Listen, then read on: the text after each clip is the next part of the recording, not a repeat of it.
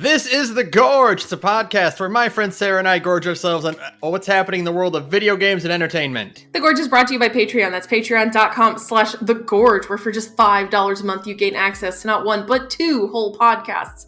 $5 gets you Takeout, a monthly commentary track where Ben and I decide we don't feel like putting in any effort because we're too busy playing Final Fantasy XIV. So instead, we just watch something and talk over it. And $2, all you need is $2. If you want, that's hell you're walking into. A series where Ben, we actually had to this is actually the second time we've tried recording this episode, and I cannot remember what I said last night. Anyways, the point is that's hell you're walking into is a series where Ben asked me questions about Fate Stay Night, Fate Grand Order, and the extended Nasu-verse, and I do my damnedest to answer it. And it's really fun. So, like I said, that's patreon.com/thegorge. Whether you give us $2, whether you give us $10, it doesn't matter. We appreciate all of you. So yeah, thanks. Thank you for your support. Special thanks to, dang it, I didn't have it open. Can you tell that that this is the second time that we're recording this episode?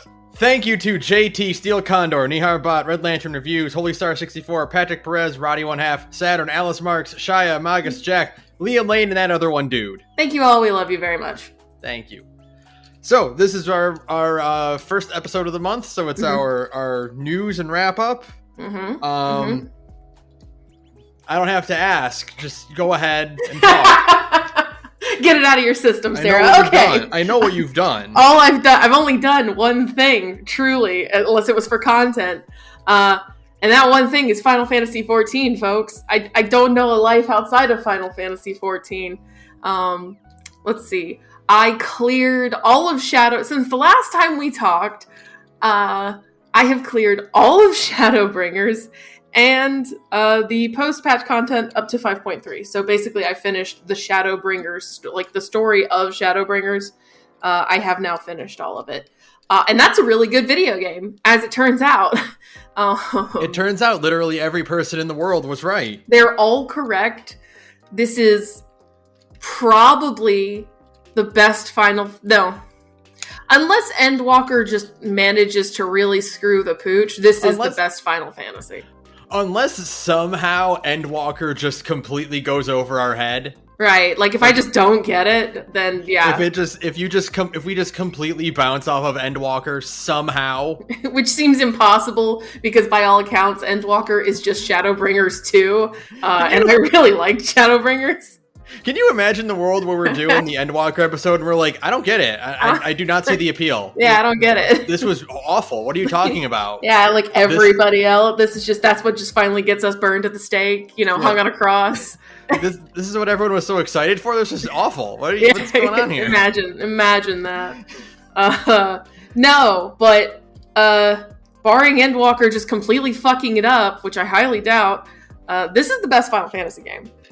Hand over fist, this is the best Final Fantasy game. It does have the benefit of being a long-running story that has run for 10 years, so you can really let people chew on plot points as much as they want, but just Shadowbringers as its own little thing is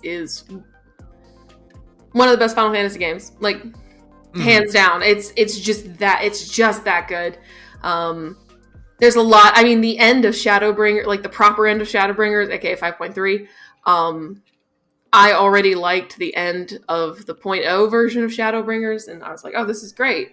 But then 5.3 just really brings it home. You could, if you just ignore the post ending scene that establishes what's going to happen in Endwalker, if you just ignored that and just enjoyed the happy ending, you could put Final Fantasy XIV down and just never play it again.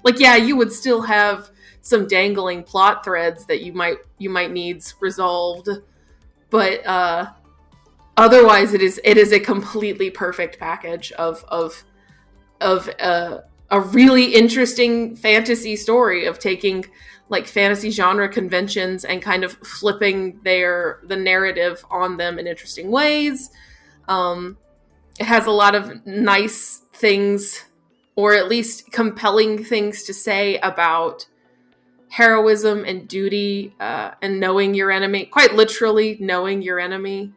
And Natsuko Ishikawa has a lot of feelings about people who really give their all for a cause, good or bad. They really kind of give their whole selves over to it.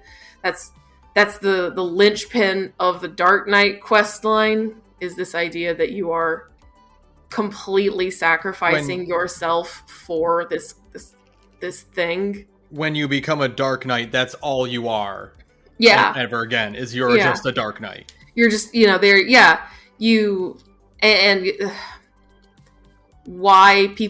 you do what you do, and it's about a lot of really different, like really complicated and layered things. We're going to eventually do an episode on both Shadowbringers and Endwalker, probably in like late April, early May.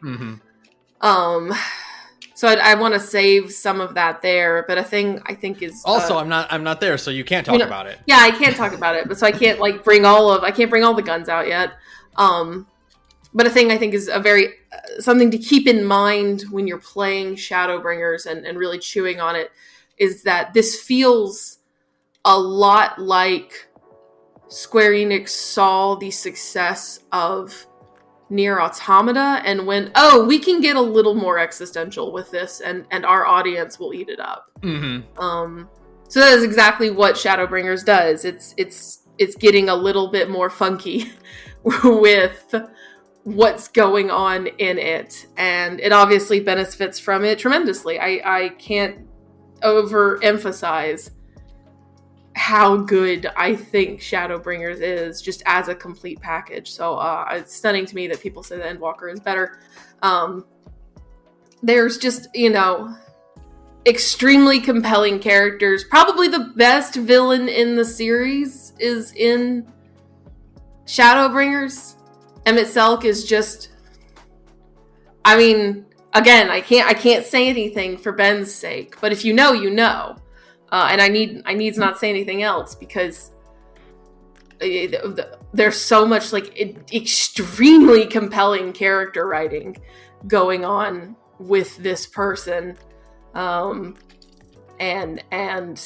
so much of Shadowbringer's appeal kind of hinges on your reception of this character and how you perceive him. And it's good. In a good way. It's just very good. I keep saying that, but there's only so many ways I can phrase it without getting too deep into it. Right.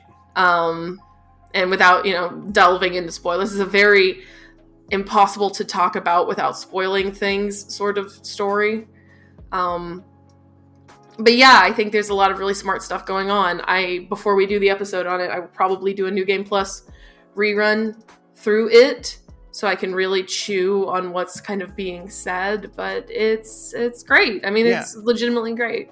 I've said this a lot during our group calls, is that I'm really looking forward to New Game Plus of this game. Yeah. To recontextualize everything that I've done. To really chew on things. Yeah.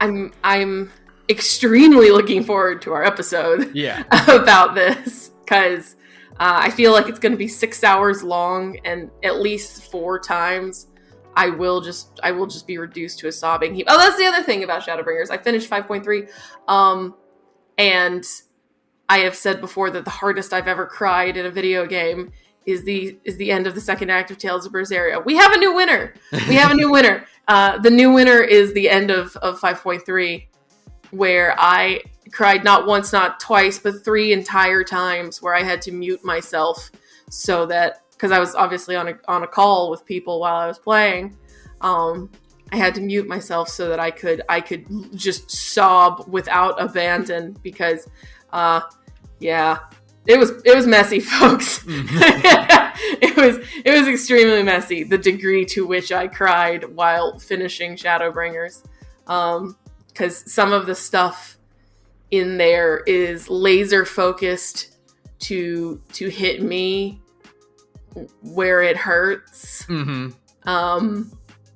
So there's so much I could say and so much I won't say.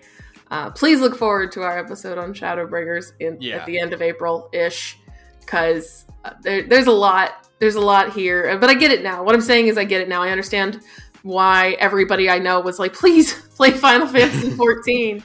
What a fool I was for waiting this long. On the other hand, though, by waiting as long as I did, I don't have to wait 2 years for the resolution of the story the way some of you fuckers did. It's all there now. It's all there now. And we've got stuff on the docket later to talk about. Yeah. In regards to that specific thing. Yeah, so, it's great.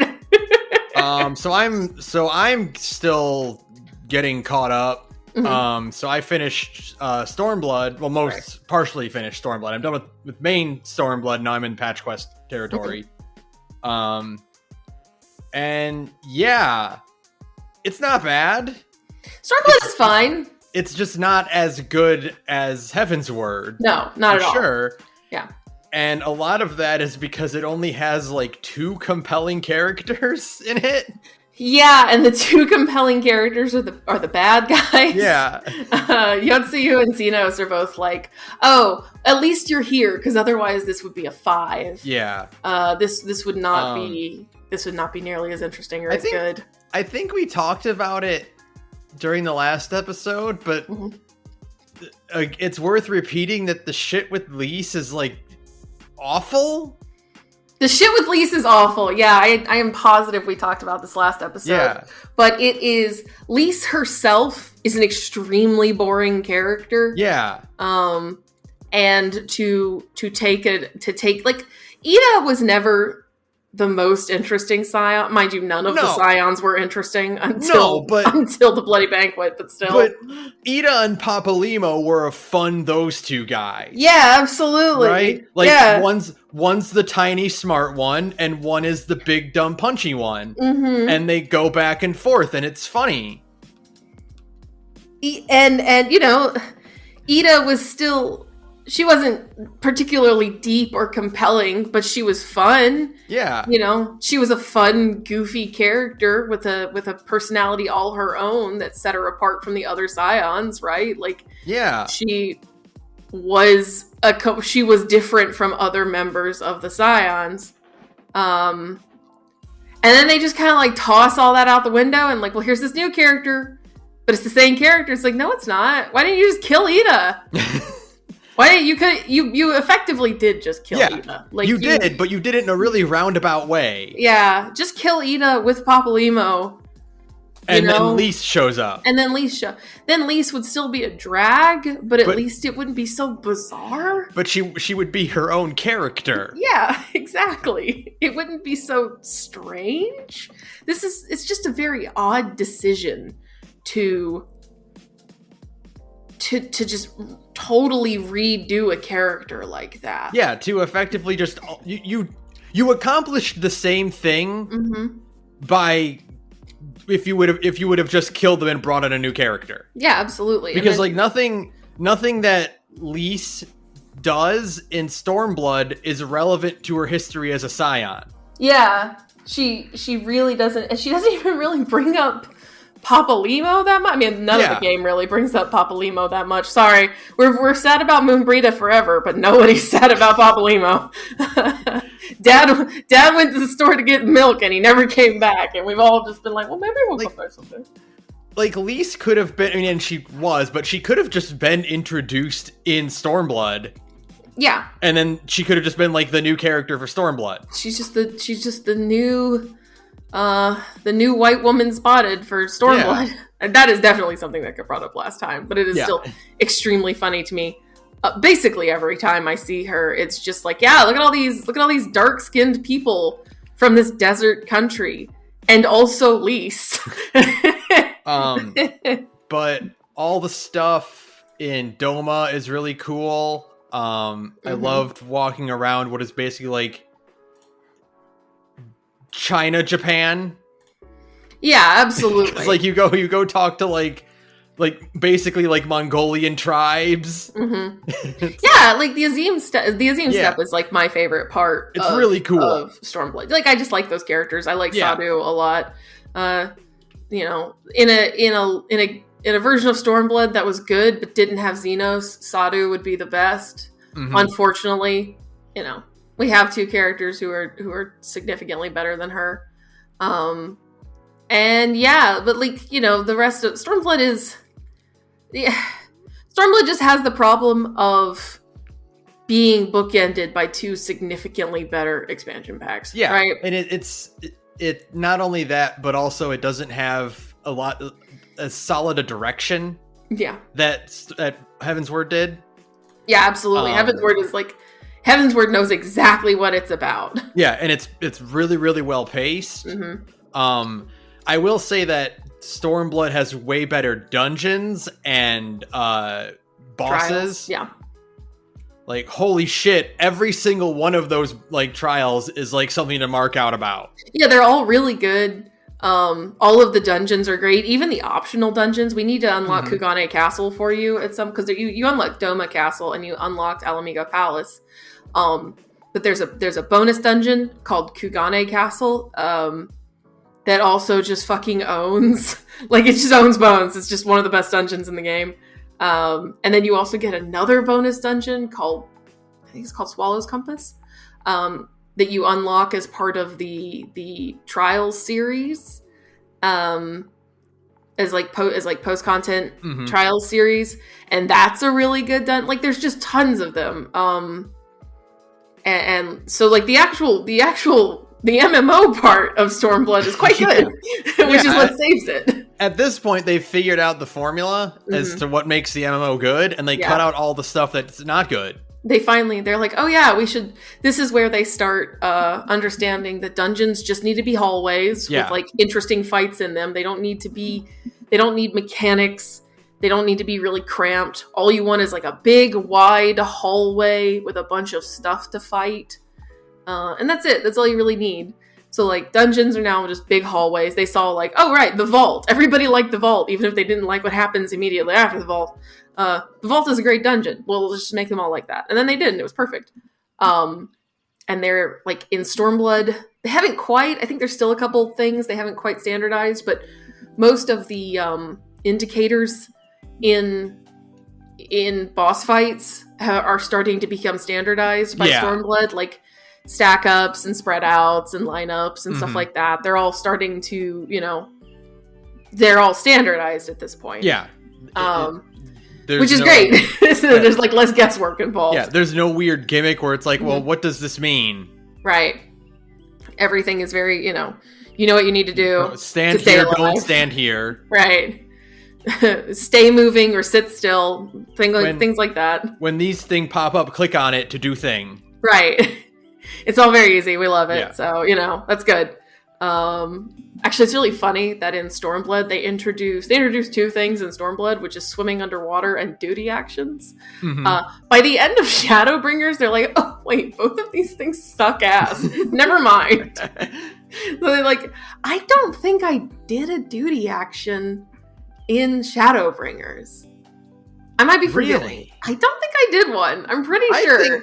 I think they were a pretty cool way to do a gimmick, but without making it really obtuse. Yeah. I like duty actions. I like where it's just click this button when this thing happens. Yeah.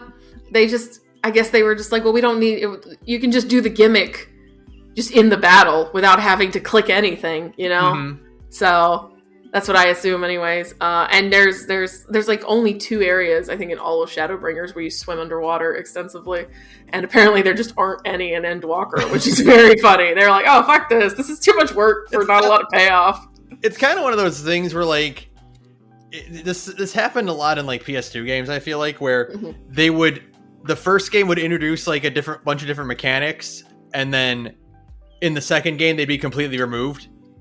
Oh, yeah. And you wouldn't really notice it until someone pointed out that you don't do that anymore. Yeah, absolutely. I always think of the transition from Kingdom Hearts 1 to 2. Kingdom Hearts 2 doesn't have any ladders or swimming sections. Yeah, because that shit sucks. Yeah, it makes sense. Because it's these are underwater sections, so people are only going to see a little bit of them. There's nothing to really do under there once you've done the swimming. Yeah, you can't fight. You know, you can't use any of your actions. You're just moving from place to place, and I think you just move slightly faster underwater. Just like your base swimming speed is slightly faster than on shore. I think so, and that's about it. Yeah. So, they're like, never mind, fuck this. Yeah. So I think that's very funny to me. But no, like it's not bad. There were parts of it that I just didn't really like, and I thought were really complicated and overcomplicated and messy. Sure, yeah. This whole splitting the X-Pac between two different countries. Yeah. Like the thing about the really important thing about Heavensward is that like Heavensward is exclusively set in Ishgard. Yeah. And by setting it entirely in Ishgard, you really get to like know and care about the play. We joke that that Heavensward is a story about a redemption arc for an entire city, so you start to care about it. Yeah, you care about Ishgard as its own character. Yeah, basically. Like as a place, you care about the city and all of the people in it, because by the time you're done with Heavensward, you are extremely emotionally attached to several people who live there, And like you don't even spend a lot of time in Alamigo. Oh no, like, and Alamigo sucks ass. Yeah. It feels like driving, like flying around or riding around it. It feels unfinished. It's just it's three different screens of the same brown desert, and they're all very boring looking. Alamigo is so boring that I routinely forget that Castromabania even exists. No, I'm talking about like the city of Alamigo itself. Oh, yeah, it also... You're barely in that exact city. Well, and it also feels unfinished because everything looks the fucking same. Yeah. So you're just like walking around this city and there's no visual cues or anything. It really all should have just been about Doma. Mm-hmm, absolutely.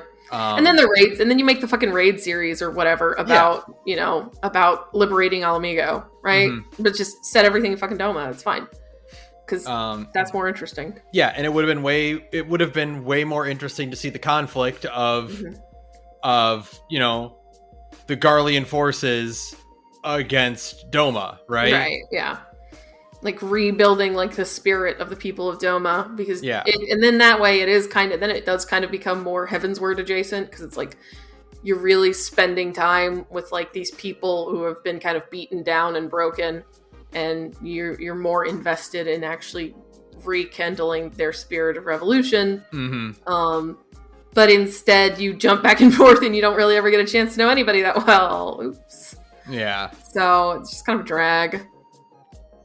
But yeah, I don't have too much else to say about Stormblood. I'm not done with it yet, so I'm hoping it gets a little better. I did not like the neoliberalism part. Yeah, what are we going to do with all these refugees? Well, we can just go send them to work in the salt mines, right?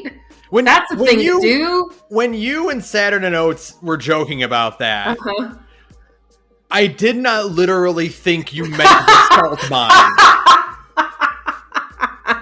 No, we literally meant the fucking salt mines. I thought you were talking about it the same way we talk about sending someone to the Forza mines or to the Call of Duty mines. Yeah, absolutely. No, we literally meant they opened a salt mine, which is one step above, like, a sugar plantation in its cartoonish evilness. Right. You know what I mean? And we're going to go send... Well, what are we going to do with all these refugees? It's not like we can just give them money. We have to make them work. They have to work to justify their survival, right? So send them to the salt mines. That's normal. Says fucking Godbrand of all people. Yeah, fucking Godbert, like the goofy joke character from the Hildebrand storyline. Forever on the shit list. We do not stand Godbert Manderville anymore. There are two you know how like in FGO there are two Blackbeards? Yeah. There's now two Godberts. Yeah, right.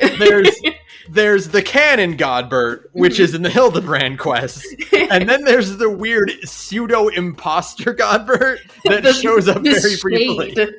This horrific shade who tells Nanamo, like, yes, make the refugees work the salt mines. Like, what?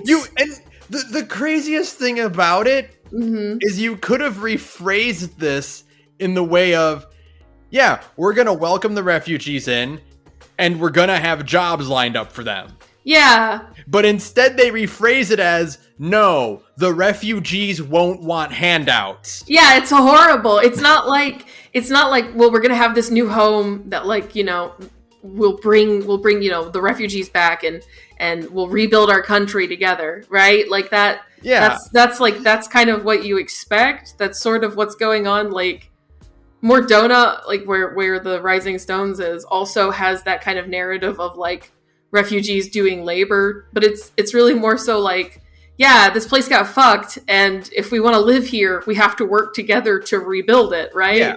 So it's not like you're not justifying your existence. It's literally saying like, well, somebody's got to put it back together. We all have to work together to do it, you know? Like, literally, no. Instead, it is, we have to justify allowing these refugees to come home, so they have to work in the salt mine. Yeah. What? Huh? Excuse me? Are you sure this is the line of logic you want to go down? About 10 minutes after I realized where the plot was going, that was the first time in Final Fantasy XIV that I started judiciously using the skip cutscene button since A Realm Reborn. I was just like, nope, don't give a shit about this. Nope, don't give a shit about this either. Let's keep this plot moving. There's a bit where you're talking with Lola Rito, right? Mm-hmm. And you have options like, well, where are they going to live? Mm-hmm. You know, where are the refugees going to live? It's like, well, what about this really nice village? Or what about this really this city that's kind of a ways out? Mm-hmm. And the final option is, what about near the salt mines? Yeah, then that sounds great. If you pick the first two, Lola Rito's like, you know where I'm going with this. You know what I want you to say.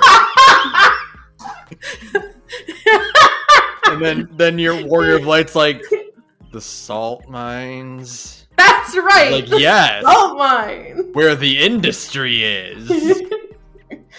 It's so bad. So bad. So wretched. It's so just bad. Oh god, it's really bad. I'm glad we immediately leave that plot point behind. Never acknowledge it again. Never acknowledge it again. We go to Doma, and we meet Asahi, aka the funniest character in Final Fantasy XIV. Leaps and bounds. The funniest villain I've ever met in this game. What an amazing character. What a fucking goon. I have to spoil a single thing for you. And it's not a big spoiler. Xenos does not know who that man is. Oh, I wouldn't assume he would. The only reason Xenos knows Yotsuyu's name is because she said it 50 times to him every day. Yeah, exactly. You think he knows anyone else's name? It's literally just his own name and the Warrior of Light. That's it, buddy. And even then, you could make the case that he doesn't know their name. Yeah, he only calls them my friend. It's true. He's just like, hey, pal. Buddy. It's like, do you know my name? We fought 4 different times. Look me in the eye and tell me you know what my name is. And he's like, I gotta go. That's why he killed himself. That's why he killed himself. He's like, oh shit, I can't get out of this conversation without saying their name at least once. He just garrots him fucking self in front of everyone to avoid an awkward conversation. Xenos is the most relatable character because he would literally prefer to kill himself than have an awkward conversation. Then admit that he doesn't know the name of somebody he definitely should know. God. Asahi is the fucking funniest piece of shit ever. It's incredible. The minute you see him, you're like, oh, I know exactly what this guy's deal is. He's like gonna be like a sneaky, conniving guy, and he's gonna be like, oh, I'm very friendly, and I totally want to end the war. Absolutely. And it's like, no, you fucking don't. Shut up. Yeah. And it's like, all right, well, we're going to have to deal with, like, you know, 5 hours, until we see a cutscene of him talking to himself where he's like, "Ah, they're falling for my evil dastardly plan." Yeah, exactly. But what happens instead is that he has that conversation in front of the Warrior of Light. He's so stupid. He's like, it's so funny to me. It's so funny to me. He walks up to you and he's like, "I'm tricking you so hard right now and you're falling for it. You'd best not make any drastic movements now that you're aware of my dastardly trick." It's just like, man, I could punch you across the room like a football. It's like, okay. I'm gonna tell the people who are 5 feet away from you as soon as you fly away. The minute you are gone, I'm gonna be like, yeah, that guy's actually like a little freak instead. Yeah, he talked to me about how like he wants to kill me for cucking him. Yeah, exactly. So, just as a heads up, and like Lord Hien is like, well, okay, I mean, we're gonna play ball until we get the prisoners back. Yeah, absolutely. So this literally changes nothing except confirming what we all, everyone here, we already knew this, right? And everyone's like, yeah, absolutely, absolutely. This guy's up to something. This guy was shady from the word go. Yeah, we all knew that. I love the phrase "cucking Asahi." Asahi, get the fuck out of here! I've got to fuck your wife now, and his wife is just Xenos. Yeah. It is literally for you, the day Xenos graced your village was the most important day of your life. For him it was Tuesday. But for him it was if the Warrior of Light asked Xenos about that day, it would show a flashback from Xenos' perspective, and everyone would be T-posing placeholder models except for the sword he picked up. Yeah. Like, you know in Hildebrand, where like in the Hildebrand quest, and they have to like show someone in shadow. Yeah, and they just have a standard naked Hjor, but like his skin is completely black. Yeah, absolutely. That's just it. What everyone else looks like to Xenos. Yeah, absolutely. Could not tell you that man's name. Put a gun to his head. He could not tell you Asahi's name. When Xenos looks at Asahi, he sees a source filmmaker error texture.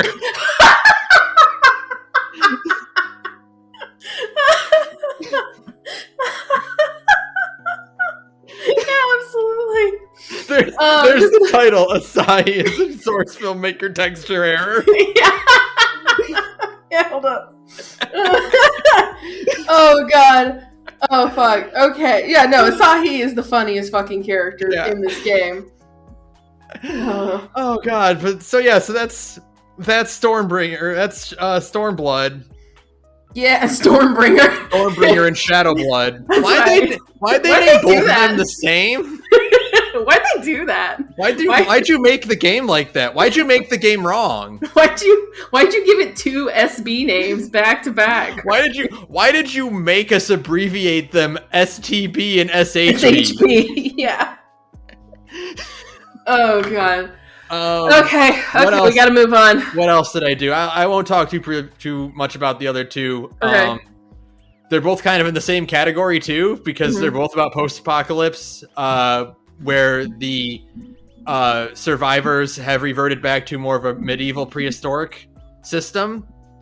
I played Horizon Forbidden West. We're about to do a whole episode about that one. Yeah, we are. It's really, really good because it's just Horizon, but better in every way. You get a cool new weapon. I don't know if this weapon was in the original game. But you get a shuriken launcher. Oh, no, that wasn't in the original game. Where you throw the shuriken out, and then it hits an enemy and shreds their armor, and then recoils back, and if you catch it, you can throw it again for more damage. Ooh, and you can do that, like, you can throw it and catch it, like, 3 times before it breaks. Kicks ass. Okay. It's really, really cool. everything about that game is great. Aaron is one of the funniest characters in any like AAA game I've ever played. I'm so glad out of the returning characters, Aaron is one of them.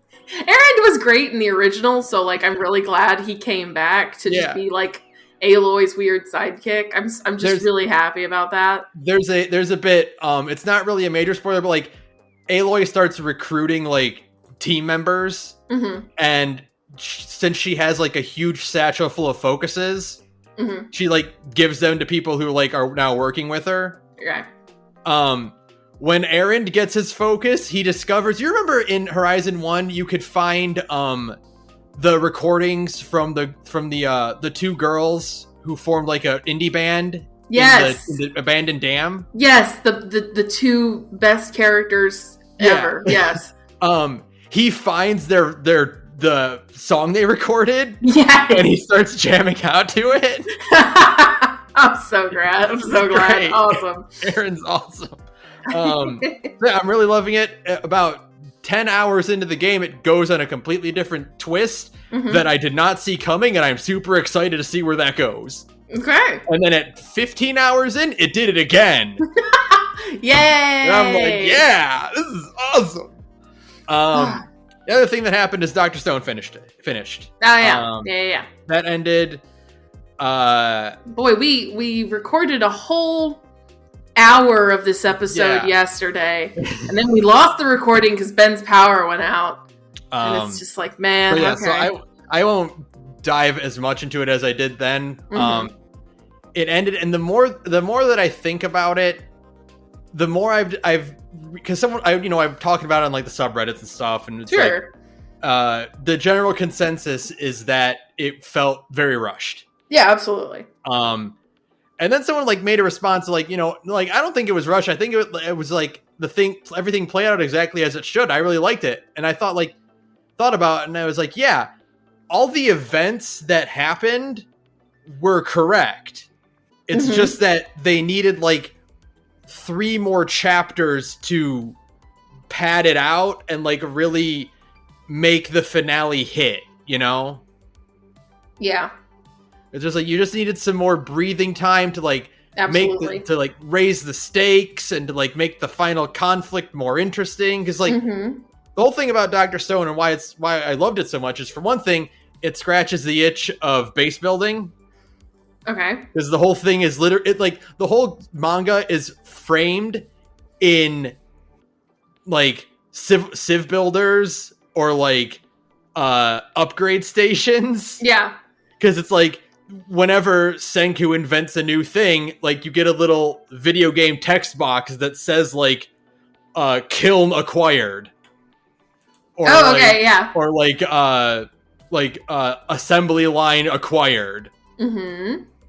So it scratches that itch of like upgrading your buildings and like recruiting villagers and like assigning them tasks. And the other thing is the conflict of cynicism versus idealism. Like, it's a shonen, so there is action in it. Sure. But the action is a precursor to Senku bringing people over to his side by appealing to their human nature and what science can do to benefit them. Like, and to like accomplish their goals. Like, the first conflict is with Tsukasa, who is a guy who despises technology because it inevitably leads to weapons and conflict and war. Sure, yeah. So Senku has to play the game with him of participating in a battle to seize his territory and to disable his forces. But once the dust is cleared, then he can be like, all right, man, what do you really want, and how can I build that for you? Yeah, absolutely. And so that's kind of like what every conflict in Dr. Stone is about. Right. And the final one was that, but it was over in like 3 chapters. Yeah, you really wrapped that shit up pretty fast, huh? Like, no spoilers, but like the final boss of the manga rolled over pretty quickly. Fucking Shonen Jump did not give them enough time. Yeah, no, like it could have gotten a little bit more. Yeah, that sucks. But the writer and artist have implied that they're not done with the world. Mm-hmm. So who knows? They might be working on a sequel series. Right. They might be working on some spin-offs or whatever. Sure. Like a wrap-up movie, something like that. Yeah, something like that. I'm like, or, you know, when the anime gets to that point, they can maybe take that opportunity to pad it out a bit more. Yeah, flesh it out a little bit more. But in a good way, not in the Promised Neverland way. Right. But no, Dr. Stone is still probably my favorite shonen manga. It's weird to think that, like, oh, it's done now. It's that sad feeling of finishing a video game as well, where you're like, well, now what do I do with my life? Yeah, like what do I think about now? Now that it's done. Yeah, I don't know what I'm going to do when I'm finally finished with Final Fantasy XIV. It's going to be the same way. I'll probably just spend 3 weeks staring at a ceiling. Mm-hmm. So, you know, I understand.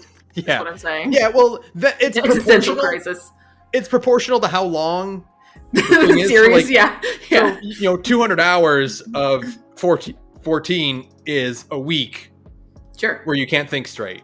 Correct. Dr. Stone was only 232 chapters, so you know, I was past that point, you know, by today.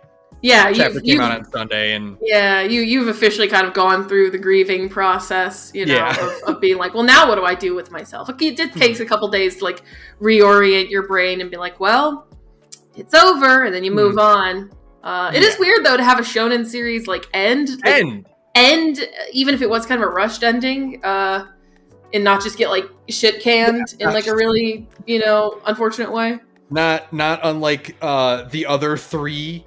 Yeah, the cursed ass series you keep picking. I keep looking at Sakamoto Days and please not you. Please not anyone but you. You're not so fun.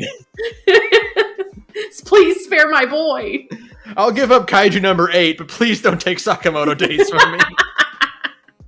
Please get an anime Sakamoto Days. Well, Spy X Family is getting an anime, so anything is possible. That's gonna be great. I'm excited for that. I know, I'm very excited. And Mob Psycho, it's weird. This year we're getting the Spy X Family, we're getting Final Mob Psycho season, and we're getting Biscuit Hammer anime all in 1 year. I know. That's insane. This is the best season I've personally had so far in like years. Oh yeah, like just the 3 of those in 1 year is really all I need. So I'm looking forward to anime this year. I haven't watched a lot of anime recently, so it'll be nice to get back into it. Yeah, that's about it for me. Again, 14 consumed everything that I do. All consuming, just a demon. Yeah, but like a good demon, so it's fine. So let's do the news. Tell me some news, Ben. What we know about Pokemon Scarlet and Violet starters. What we know is they're cute. They're cute. I love a little a chili crocodile. Yeah. He's my little boy, my pet little chili pepper crocodile. That's my boy. If I do get one of these, I don't know which one. Like if I'm gonna get Scarlet and Violet, because I have not finished a Pokemon game since Diamond. Right. I keep buying them, but I don't finish them. Yeah. I might have. This might become as a shocker. I might not be the target audience for Pokemon anymore. And there might be a reason why they've stopped appealing to me. Yeah, there may be a reason for that, Ben. This game for children about catching cute monsters might not be for you anymore. After having played many other JRPGs, it might just be that Nintendo is not hoping that I personally buy Pokemon. They might not be aiming Pokemon in my direction anymore. Nintendo is hoping that, like, small children will purchase Pokemon, not you. You may not be the man for Pokemon anymore, and that's fine. And that's okay. Fine. But if I do get into it, I'm gonna have to hit up my friend Matt for the other 2 starters. Oh yeah, absolutely. That's the only way to do things. Because they're both very cute. I like that Donald Duck is just in Pokemon now. I love Quaxley so much. What are they? So I know it's Sprigatito. It's Sprigatito, Fuecoco, and Quaxley. Hilarious that it's like, this is a kind of Spanish Mediterranean setting for a Pokemon game. And they were like, Spanish sounding, Quaxley? Sure. Quaxley. Unless Quaxley's it's pronounced like Kashley or something. Oaxaca, like Oaxaca, like Oaxaca, Texas, or Mexico. Why did I say Texas? Oaxaca, Mexico. Yeah. Waxley? No, I'm not going to try. Yeah. I am disparaging the entire Spanish language. I apologize. We're going to watch like a clip from the anime and they're going to pronounce it. We're going to be like, what the fuck? Huh? Beg pardon? We are all looking at Sprigatito and we're saying, don't do it. Paws stay on the ground. Paws stay on the ground. Don't do it, motherfuckers. Keep those paws on the ground. All 4 of them on the ground. All of them. I'm watching you, Nintendo. Leave my boy alone. He's gonna fucking evolve. His 3rd form is gonna be like a centaur. So he still has punching arms. Yeah. Or he's gonna be like a genie cat, so none of his arms are on the ground. Yeah. Just floating in the air with his arms crossed. It's like, God damn it! No, my boy. I saw someone post that like, why are we so concerned? Like, we've already seen the final evolution of Sprigatito, and it's the green color of Incineroar from Smash Ultimate. No, not like this. No. Paws stay on the ground. Paws on the ground. What if Quaxley just evolves into a Disney duck? Yeah, where he's got like a little mariner's jacket on, but no pants, so he really is just like a Donald Duck. Like he gets taller and his like proportions turn like slightly more anthropomorphic. Mm-hmm. That'd be very funny because it's like, Europe loves Donald Duck, it's right? True. So like, if it's set in Spain, it makes sense for them to have a Donald Duck. No, it would be. What is it? Is it? I think Denmark is the one that like. Oh, is it? Is it like the Danish countries and whatnot? Yeah. Okay. Well, then never mind. I don't know anything about Europe, so, and I like to keep it that way, frankly. Mm-hmm. Everything I've learned about Europe, I've learned against my will, and that's how I'm going to keep it. Yeah, in the Nordic countries, he's popular. Okay. So yeah, Finland is the one. Well, everywhere. The Finns, I see. But no, these all look great. I'm excited to see more of them. I'm excited to see regional variants. Yes, absolutely. For this particularly. But yeah, there's no real other information besides that. What else we got, Ben? Nintendo won't allow Super Smash Bros. At EVO 2022. And nothing of value was lost. Yeah. Probably because, like you said, Sony owns them now. Mm-hmm. Who cares? All the DLC is over. When are we going to see that Street Fighter, though? When are we going to see that new Street Fighter, though? It better be at EVO, because Capcom World Cup got canned. So, show us some Street Fighter at EVO. That's all we want, What is Ken's hair going to look like this time? How ugly are they going to make Ken Masters this time? What are they going to do to this man? Inquiring minds need to know. I predict that by the time Street Fighter 6 is done, it'll have every character since 3 that hasn't appeared yet. So like Sean and like we'll see C Viper come back for 6. Except Remy. Remy is never coming back. That's all right. We're gonna get Q and G in the same game. Yeah. But Remy will not be in it. I'll take that. I'll take that trade off so that we can get Q and C Viper. What we're gonna get Iori as a guest character. Yeah. Not Remy. Not Remy. Fuck you. Oh God. What else? PSA, it's time to cancel your Funimation account. Because they got they're merging with Crunchyroll. With Crunchyroll, which is great because it's going to save people money because now they don't need to be on 2 different subscriptions. And also because Funimation's streaming service is dog shit. Has always been. Granted, Crunchyroll's is not that good either, but like it is slightly better than Funimation's horrid fucking app. At least Crunchyroll was consistent, you know? Yeah, absolutely. Funimation's was just bad. So, a rip and pip, but no, I'm not gonna miss it. Funimation's was so weird because like certain things were on it and certain things were not. Yeah, because Funimation was still concerned about selling DVDs for a really long time, which is just adorable. Like there's so many series on here that just like Funimation didn't have. Mm-hmm. And it's like, was kind of like your highlight show and you don't have it here? Yeah, but now Crunchyroll is going to be pretty good little library of anime when this is all said and done. Because you'll have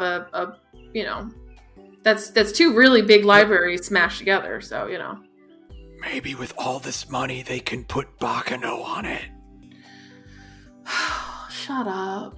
I could dream. Maybe we can get a return of the Bakano dub. God. There's really no legal way to watch Bakano right now, and it sucks ass. I'm literally going to send, because I've been like pestering Saturn to watch Bakano, but there's also no way to watch Bakano easily.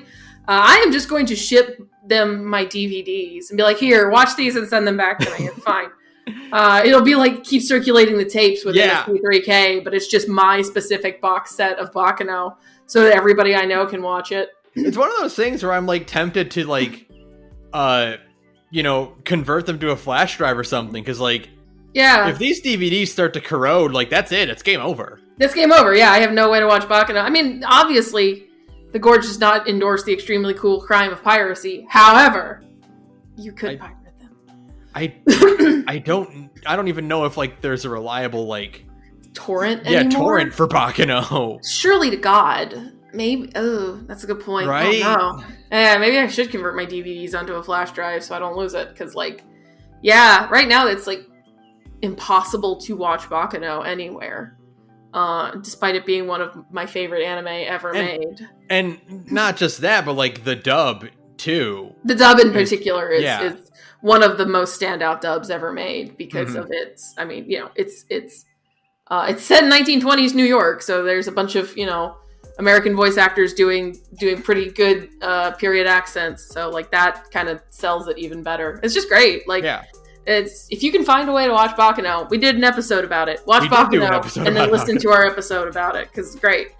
How far we've come. The whole reason that like Ben and I and a bunch of our friend group have all watched Bakano is because like way back in the day, and by back in the day I mean like 2008, 2009. Funimation on their website, you could just watch the whole thing dubbed for free for like a year and a half, I think. And they were just like, here, watch this. And so like you could just extremely easily circulate the link and give it to everybody you know and be like, watch this. It's only 16 episodes and they're the best 16 episodes ever. And like that was the way that was for a really long time. And then they eventually killed that link. I'm not a DVD guy. No, me neither. So I'm very glad I did have the foresight to buy the Bakano DVDs. Me too! I'm like patting my younger self on the back for being smart enough to buy that box set, because otherwise I would have no means of easily rewatching one of my favorite anime. So maybe, come on Funimation, I believe in you. Maybe someday we'll get a season. If fucking Biscuit Hammer can get an anime, then we can get a new Bakano season. I can dream for a second season of Bakano, and it's not unreasonable anymore. Yeah. So, someday. There's so many books you can adapt. Come on. There's so many books. I want the Alcatraz story so badly. I can't stand it. Wow. Maybe this merger will help. Who knows? Anything's possible. Isaac Dean and Lad Russo hanging out in Alcatraz together. Isn't that what everybody wants in life? Isn't that what we all need? To keep us young and happy, Next. Futurama star John DiMaggio joins Hulu revival. I now care about your Hulu revival of Futurama. This is one of those things where like I read that and I went, Oh, well, shit. Now I got to watch Futurama, huh? Now I can actually watch the new Futurama. I care again. Well, yeah. Now I feel obligated to watch it. My complaints are more of a protest vote. I didn't actually think you'd do it. But now we all got to get a Hulu subscription and watch Futurama. Well, or steal somebody else's Hulu subscription. Just borrow my brother's Hulu subscription and watch Futurama. Just get the view number up. Mm-hmm. Oh, God. What else? Ghostwire Tokyo has a free prequel visual novel that you can play now. What? Yeah. Okay. So I saw this on the PlayStation home screen, and I saw the picture for it, and I thought it was for like some weird nerd band at first, because it's like the title card was like 4 people kind of like standing in a line, kind of like posing at the camera, and they looked like they belonged in a band. And then I read this article and I was like, wait, this is a Ghostwire thing? What a bizarre... Ghostwire is truly bizarre to me. Like, tie-in visual novel and the tone that it ultimately ended up taking is just like... There's something very last gen about it. Yeah. You know? Like, that I can't put my finger on. I guess it technically is a last gen game. Kind of, yeah. Because it's coming out on PS4 as well. But, like, I don't know. I'm waiting on the reviews for that one. I don't have high hopes. What I feel weird about Ghostwire is that Ghostwire feels like a Western game made by a Japanese studio. Yeah, absolutely. Because it's such BioShock energy to it. It's very weird. All the gameplay I've seen of it is like, I guess I'm still having a hard time reconciling the initial trailer versus what it ultimately became. Like, those feel like such two different beasts. Yeah, it's just very jarring, I guess. Yeah, when I watched the gameplay footage for it, all I could think was, boy, I'd be way more excited about this if I didn't see that first trailer. Yeah, if I hadn't, and really, like, what I saw in that first trailer was what I was more interested in, you know, because I like Ikumi Nakamura's monster designs and stuff. Yeah. So, you know, like you said, if I didn't have that first trailer to kind of act as like a brain anchor, maybe I would be more interested in Ghostwire. But also the fact that it is, I mean, I said this last time. It's a horror game in finger quotes, but it's rated T. Sorry, that's like a PG-13 horror movie. I'm not gonna see that. I'm not gonna waste my fucking time with that, you know? Right. So if it ends up being great, then awesome. It'll be a sleeper hit, but I don't have hopes. I don't have high hopes at all. So Bandcamp is joining Epic Games. This is disappointing. So if you don't know, Bandcamp is a way to buy music directly from the artists themselves instead of using Spotify or whatever. And the thing is that Bandcamp, the website, takes an extremely small cut, and on Fridays they don't take any cut. Like they all 100% of sales go to the artist. So it was your one indie way to buy music directly from the artists, and now Epic Games bizarrely owns a majority stake in it. And I don't know. That's just disappointing. It's very weird. Also, because it's also weird because Epic Games also bought ArtStation, which is it's a platform for professional artists to post on. It's not like a Deviant. It's like a step above Deviant art. Like, it's the same idea, you know, like a website solely dedicated to posting your art, but it's more for professionals. Yeah, it's more leaning towards being a portfolio than like a place to host your art. Yeah, it's you know, there's still like a real portfolio website wouldn't have comments and stuff like that. And there's still, you know, threads and comment chains and stuff like that on ArtStation. But generally speaking, ArtStation was always meant to be for more like you don't post your sketches and shit on ArtStation. So it's very weird that, that Epic is buying up these kind of indie production website things. I don't know what the end game there is, but it sucks. It sucks that they bought Bandcamp, but they are still, I will say, Bandcamp still does, for the foreseeable future, obviously something can change, they're still doing Bandcamp Friday, or where everybody gets, like, where artists still get 100% of money. So if you're ideologically opposed to buying something from Epic, which I don't blame you, obviously, then for the time being, you can still buy stuff off of Bandcamp on Friday, and it'll all go to the actual artist. I saw this news, and it felt like they said, hold out your hand. And I did. And they poured some kind of sludge into my hand.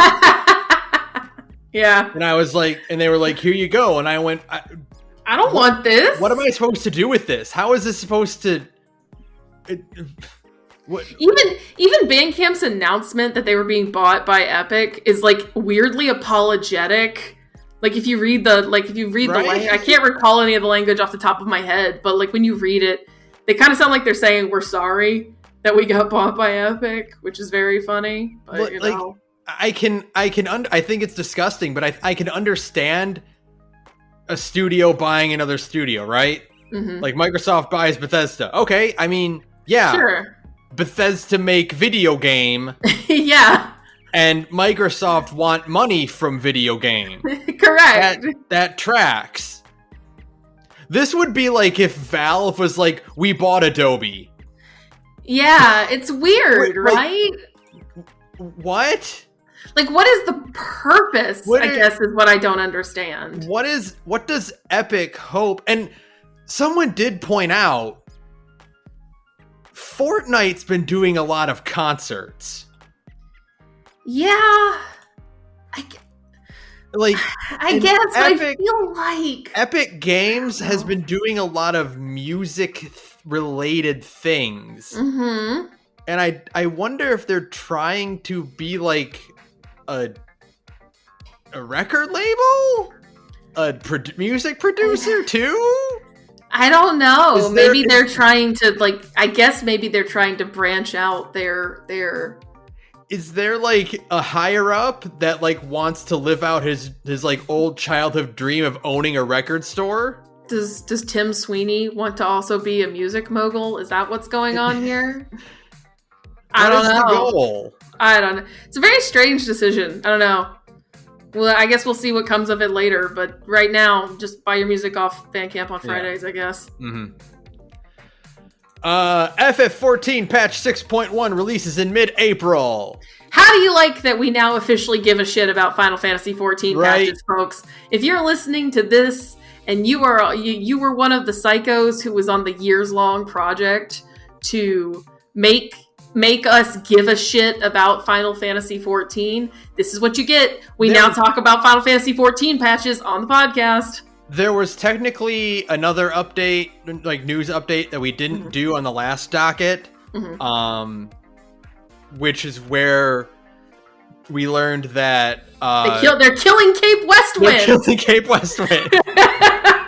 They killed the funniest joke in Final Fantasy 14. You're gonna take away the grape crystals from me before I start playing.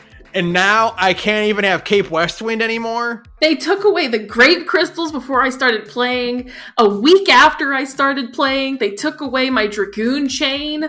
I don't have my pole dance anymore as a Dragoon. And now you're killing Cape Westwind? You're turning it into an instance duty? Final Fantasy 14, you might as well just stab me in the back. They are... What else are they doing? They announced more trusts. More trusts. All of A Realm Reborn can be played single player now. Yes, looking forward to but when it's done. When it's done. Yeah. Looking forward to all the other DLCs also getting that. 6.1 is like the first post Endwalker plot content, which I think will be very interesting because like So obviously I haven't finished Endwalker, but the way it's explained to me is that Endwalker decisively ends, and like obviously it's there in the name. But like the thing about every other post-patch content is that like patches 1 through 3 resolve the story of the stuff that happened in the 0.0 patch. Mm-hmm. So like, you know,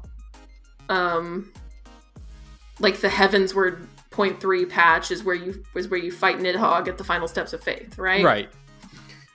So it's like, but you can't do that here because the story like ended. Like we're done, baby. Right.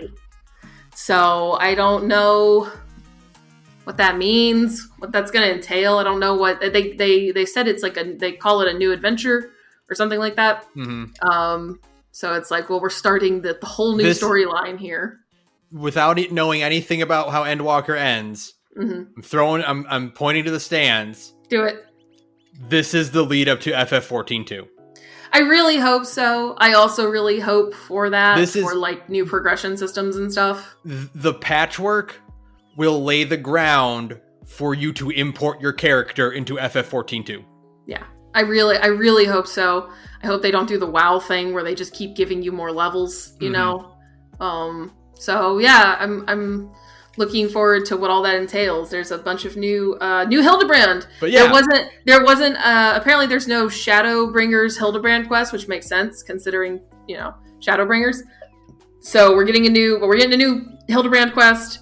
We're getting Tataru's Big Adventure, which is gonna be great. I don't even know what it's about. I know it's gonna be great. And yeah, I'm really looking forward. It'll be fun because by the time 6.1 comes out, I will be done with Endwalker. Yeah, so I'll be pretty close to done with Endwalker too. You'll be close. They also announced fucking Dragon Song's reprise. Yeah. Oh yeah. Oh fuck. I know. I want to die. Fucking Hraesvelgr at the same time. Fuck you. Eat shit, asshole. Go to hell. Are you fucking kidding me? Hope you have fun, idiot. I'm like, no, this hurts. Stop hitting me. Both of those boss fights are hard on their own.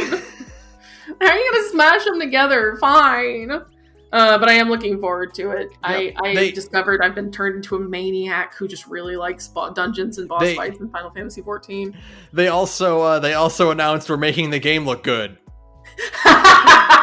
I like that because it was a joke. Yeah. It's extremely funny that Yoshi P is like, listen, we're gonna fix the textures a little, but I need all of you to adjust your expectations. Yeah, this is not going to be a PS5 game, people. Listen. We're going to fix the lighting, and some of the character models are getting a better texture resolution. Listen. Some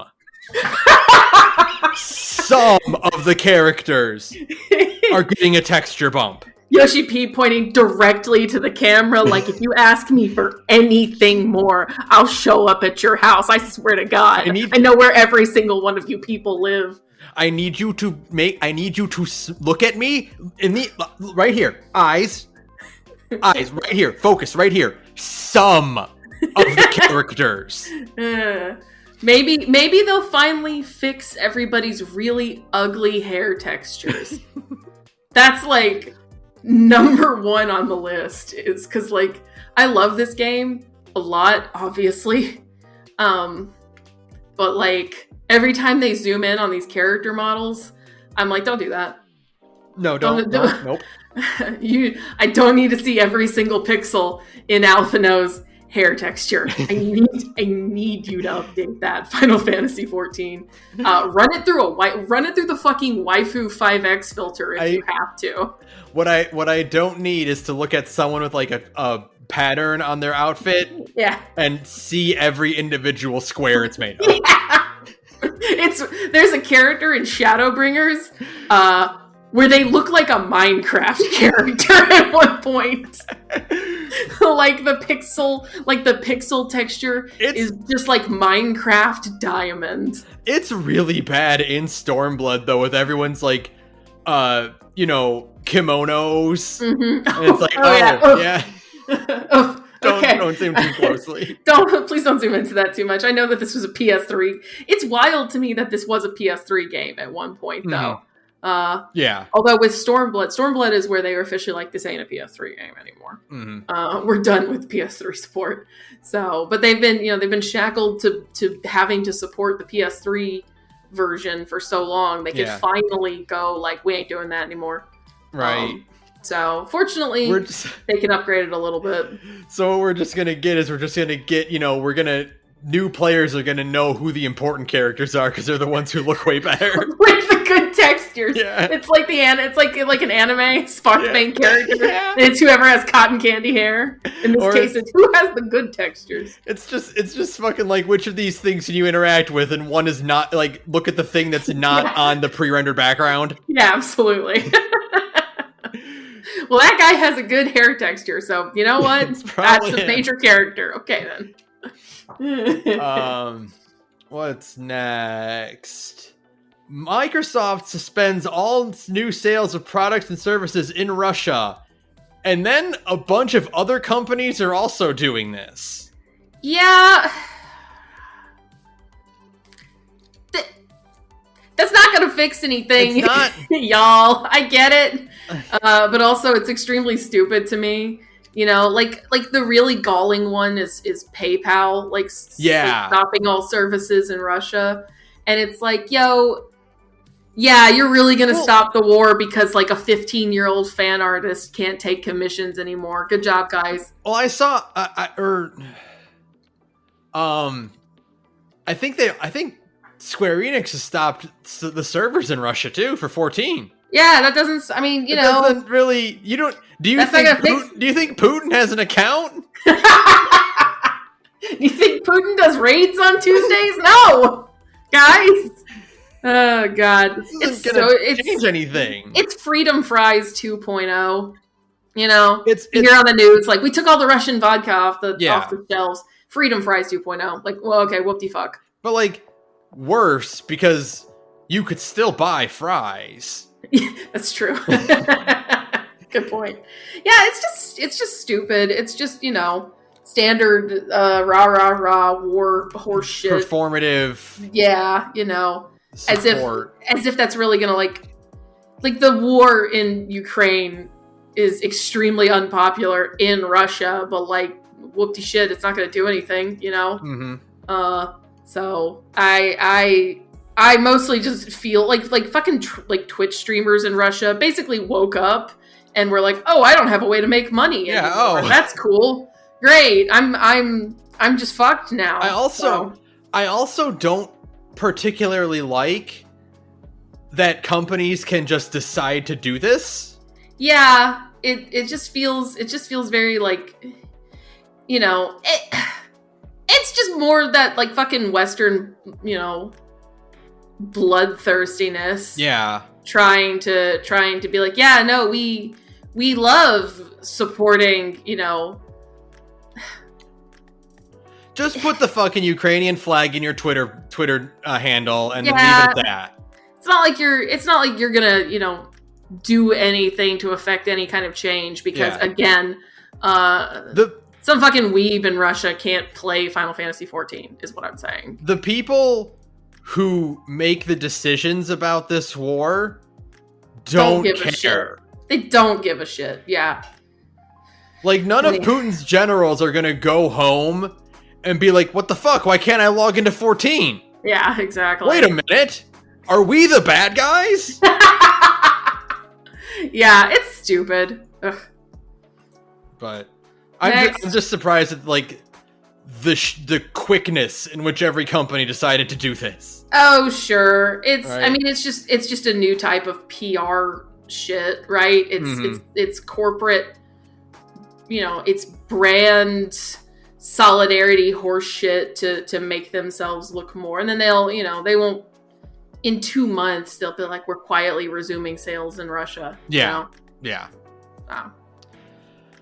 Next, Avatar 2 won't have trouble drawing people back after 13-year gap, exec says. Oh, yeah, I'm sure. Yeah, no, but yeah. It's fine, buddy. Yeah, I'm sure. Yeah, no. Everyone's. Wait. Hold on. Avatar 2. Are we talking about the actors themselves? Like, they don't even have the actors cast for Avatar 2 yet? Or are we talking about audience? We're talking about audience. Well, okay. You know what? It could be both. That's what I was thinking. Who knows? Because if they're like, yeah, we won't have a hard time getting the actors back, that's like, so you haven't even started production yet on this movie that's supposed to come out here is next year. Well, no. Here's the quote. Okay. The original cast returns in the sequel, including Sam Worthington, Zoe Saldana, and Sigourney Weaver, along with new cast members like Kate Winslet and others.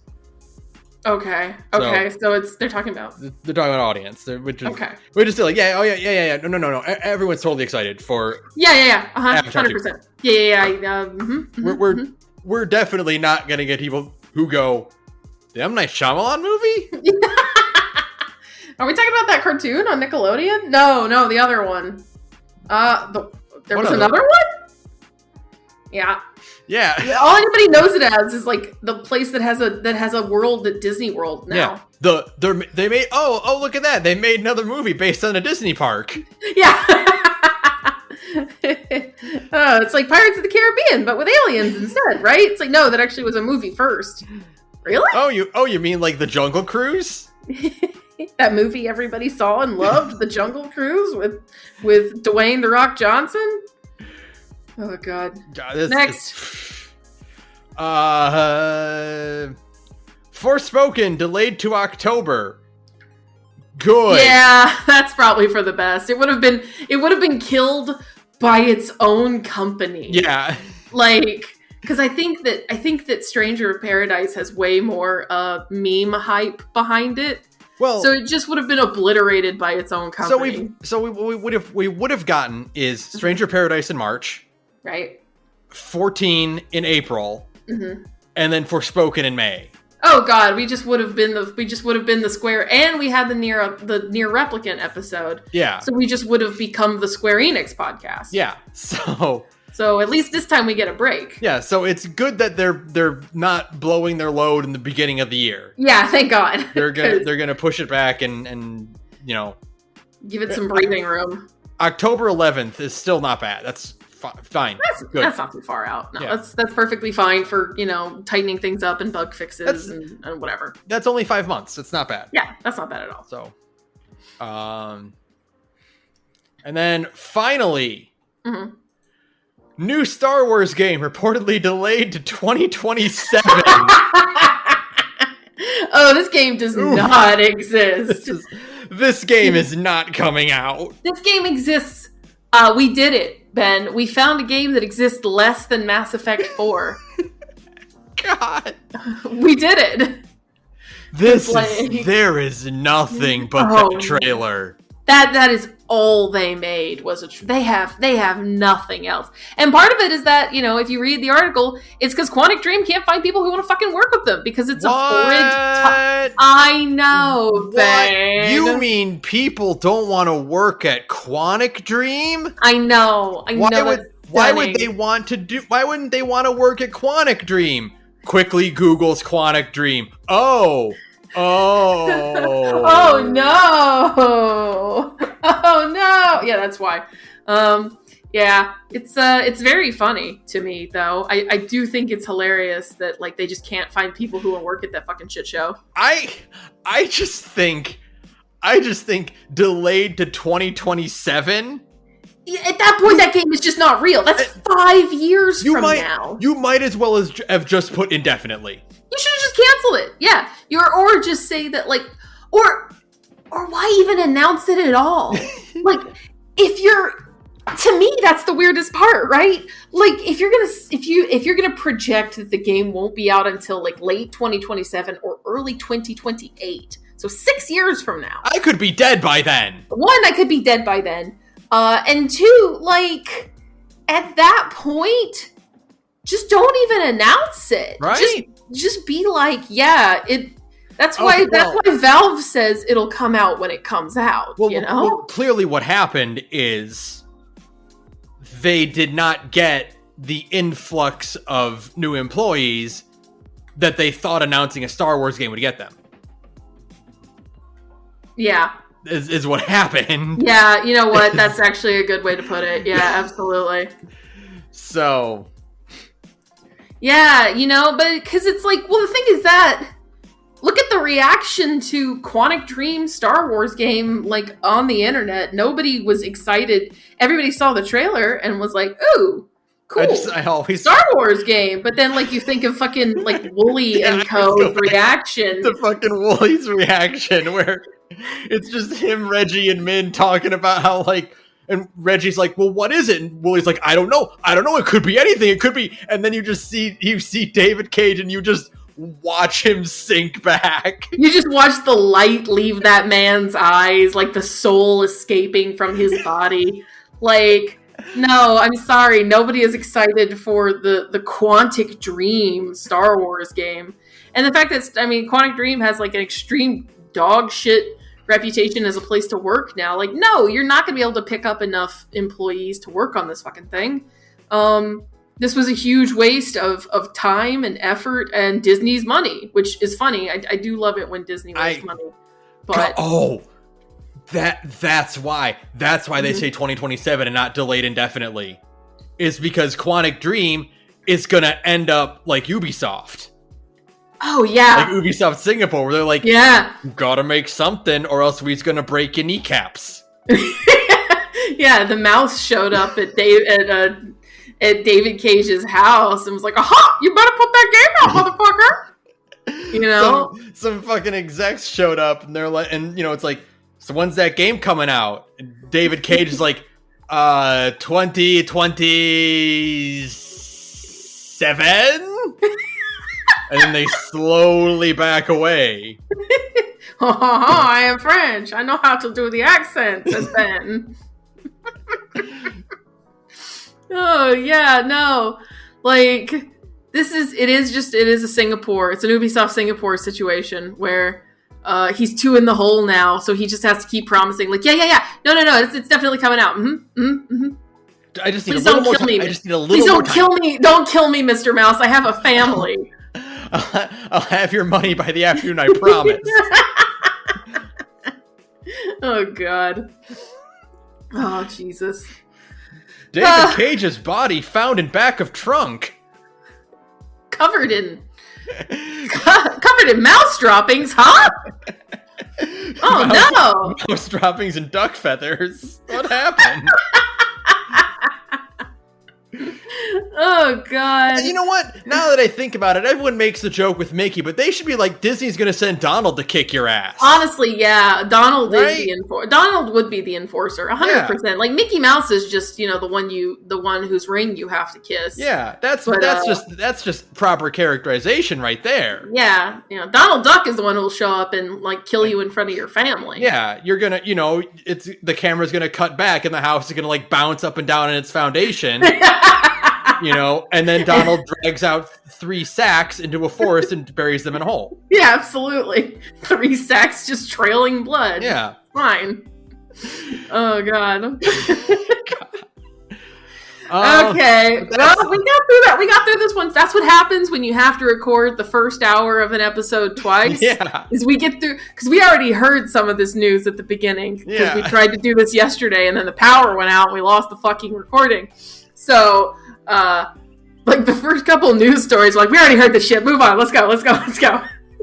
But I'm going to count ourselves lucky that's only happened 3 times, including yesterday. I think we've only ever completely lost an episode, like 3 times. I couldn't tell you which other 2 episodes because it's been so long since we've lost something. So we're pretty lucky. We've been running for several years. We've only ever had like a very small number of mishaps, so that's good. Yeah. But so but it does mean that we got through this episode really fast today. The one time we don't double check is the time we're going to lose it. So remember that, folks. If you're going to be a streamer, if you're going to be an LPer or a podcaster, the day you don't check your equipment is the day it's going to fail. But we're good today. Although we're tempting fate by talking about it, so we should probably wrap this up.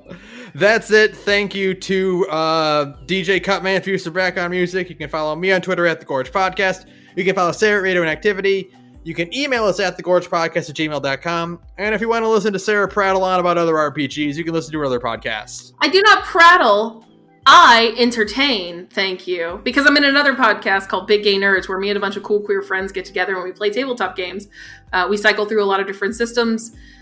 Right now, actually, we just wrapped up a little micro block because we finished our Beam Saber block, but we're not quite ready for masks yet. So what went up recently is a small game called Die Laughing. It is a horror comedy game where you play as characters in a bad horror movie, and everybody kind of has a say in how the direction of it goes. With the idea being that you're trying to kill everybody off by the end of the movie, of course. It's a lot of fun. So you can find us at Big Gay Nerds wherever you get your podcasts. And that's also our name on Twitter. So yeah, thanks. All right, that'll do it for us then. What do we got? What you got? Is it just fuck Asahi, that little worm? Yeah, no, he's too funny. I can't be mad at him. He's just too pathetic. He is very pathetic. I'm gonna fuck this whole situation in Ukraine. We don't get too political on here. It does suck. It does suck ass. Obvious, but like, this is fucked, man. It's fucked. It sucks. It's a nightmare. Fuck this shit. Everything is awful. Everything is awful. Go play video games, guys. I'm gonna go play Final Fantasy 14. Everything is awful. I'm gonna go play Final Fantasy 14 about it. Yeah. Good night, guys. Good night, everyone.